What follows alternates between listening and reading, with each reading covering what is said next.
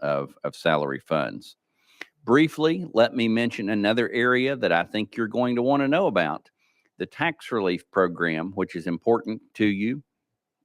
I have mentioned this. I mention this every year, but want to mention it again. For the second year in a row, Madam Chair, the tax relief program is exceeding the amount appropriated and dipping into the reserve.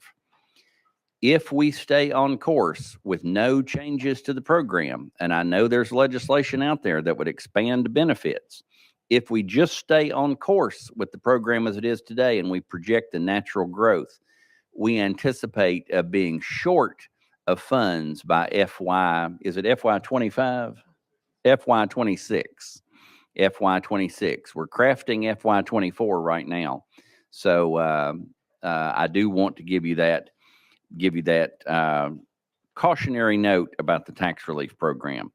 Now, Madam Chair, thank you for the opportunity to present and be happy to answer any questions.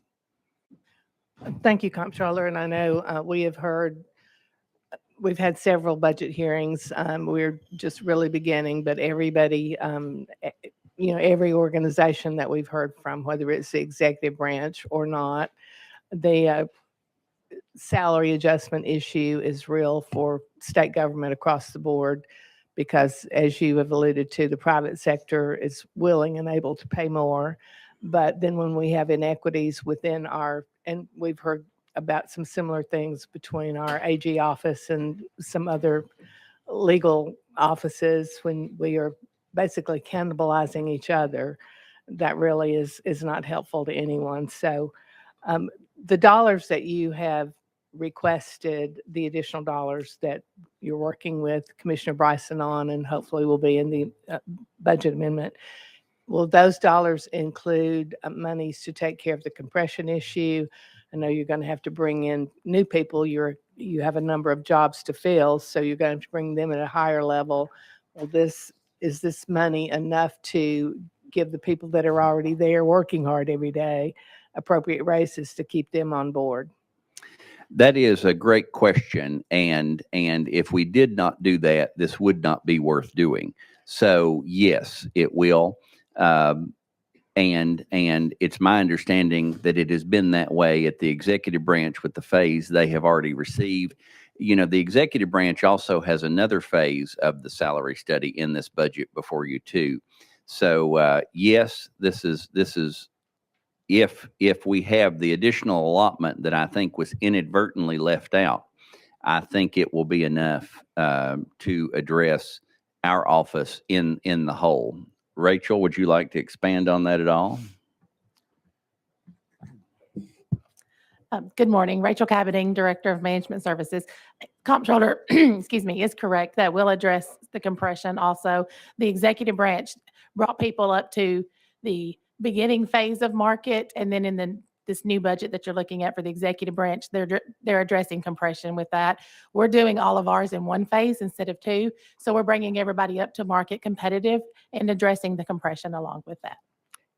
And the funds that you're requesting will enable you to do both those things? Yes, ma'am. Yes, but only if we were able to receive the additional funds we requested. If we did not receive the additional funds, we wouldn't even be able to bring people up to the minimum.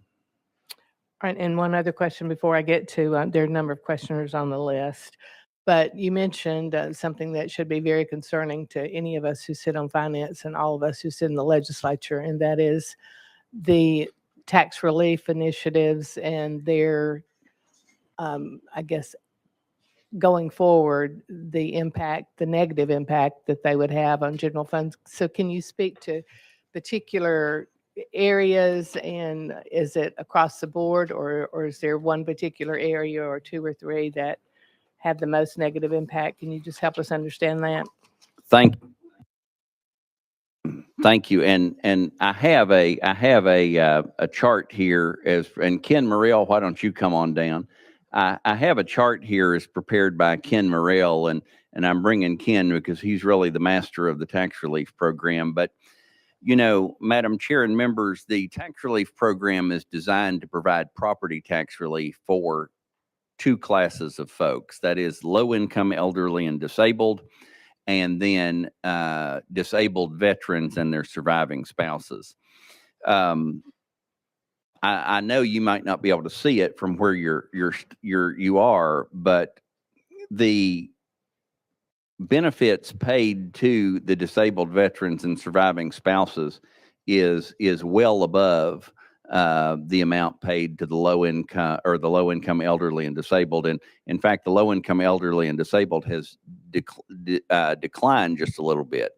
I would tell you honestly that the people on this program who probably need the benefit more are the low income elderly and disabled.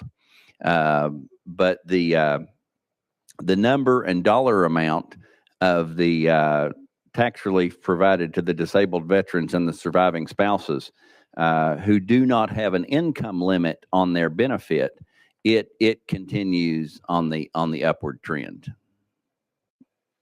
And Mr. Controller, just to refresh my memory, I believe that this program, when it was initially instituted, was for the low income and elderly, and then we added veterans to it. Is that correct? That is correct. Because I think some of our veterans have a misunderstanding that it's the other way around, that it was initially a veterans program, but this program was initially intended to help and some of those could be veterans, obviously, but low income and